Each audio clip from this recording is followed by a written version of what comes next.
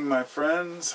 Welcome to another wonderful evening at Carpo 719's channel. I'm sitting here with my my Christmas hat on. I'll say Christmas. I'm not a Christian myself, but you know, I hate the stupid holiday thing about Christmas versus fucking happy holidays. It's just pathetic. Call it whatever the hell you want, you know. I try to make the season something interesting, you know, enjoyable. It doesn't have to be a religious-based thing, but people make this huge deal about it. Just think of it as a time where people around the nation get together, around the world, you know, get together with their families and exchange gifts and fun and laughs and food. Whoop-de-doo, you know. People are so damn sensitive. Oh, I hate that sound. I'm going to close that thing. So, this evening, I believe it's the 9th of December 2017, I'd like to talk about about growing up, and really about how I think most of you out there, many of you who are, you know, at least over 25 or over 30 preferably would realize and look back and think to the time when you were in your early 20s or late teens, and how much we thought we knew back then, and then the harsh reality hits us about life, and where do we go from here? And it can be different, a different impact for different people depending on how we were raised, whether or not we have jobs that we carry on through time, and our exposure to the world and our personal views of the world. But no matter how worldly we are, no matter how educated we are, it seems like that there is a point where we know almost too much about ourselves, when we start to question too much too quickly. And I remember looking back to when I was in my 20s, you know, I met my wife, and it was like we did our best, you know, thinking that we knew what was best, and we were doing what was best. She had a son who was 3 at the time, so we raised him, and then recently, within, you know, about 8 years ago, I had another child, and then another a few years later. And looking back, I still feel like a kid after all that, you know, after all the shit I've been through. And I've been through some painful episodes. I've been through loss and physical and mental pain, just like anybody else. And I look back and I think, you know, I'm just, I guess, fortunate that I am who I am, because I don't know sometimes who we're supposed to be as humans. And you know, a lot of people have a very similar, you know, the big question of not, you know, who's God or how big is the universe, but the simple question of what should I be doing with my life, and what am I doing here? And many people speak of life paths, and if I look back a few years ago, I'd be speaking of life paths, and say, you know, everybody wants to find their path, and nowadays I really don't buy into that anymore so much. If people are driven by a certain desire, that's fine, but that's not the same as a life path for me. That's a drive. And I don't believe that we should have to sit and structure ourselves to achieve some end that we see in the distant future, unless it's something we plan and choose and want to accomplish. But that we shouldn't have to go out and fiddle and try to figure it out for too long, because we'll end up saying, well, I know my path's out there somewhere, and you get older and older and older, and then you die. It's the harsh reality, you know.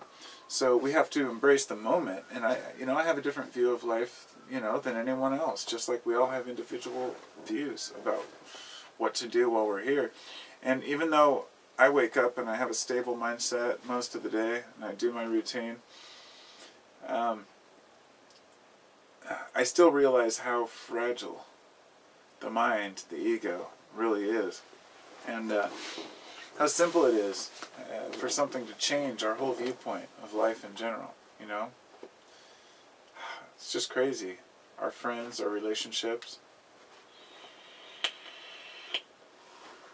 And amidst it, we have to figure out whether or not the universe is speaking to us, whether or not we're actually speaking to God or receiving signs, or whether we're on the right path, whether we're having dreams that are this, this prophetic this way or that way, if they're actually going to help us or if they're nothing at all.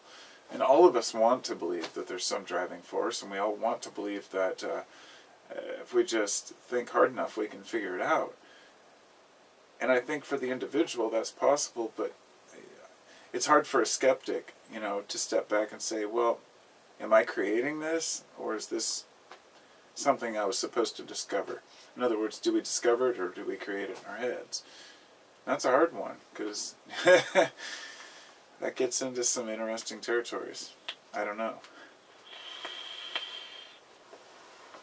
I'd like to think that free will exists, and that we all make choices, and that there's nothing set in stone, and that the universe just,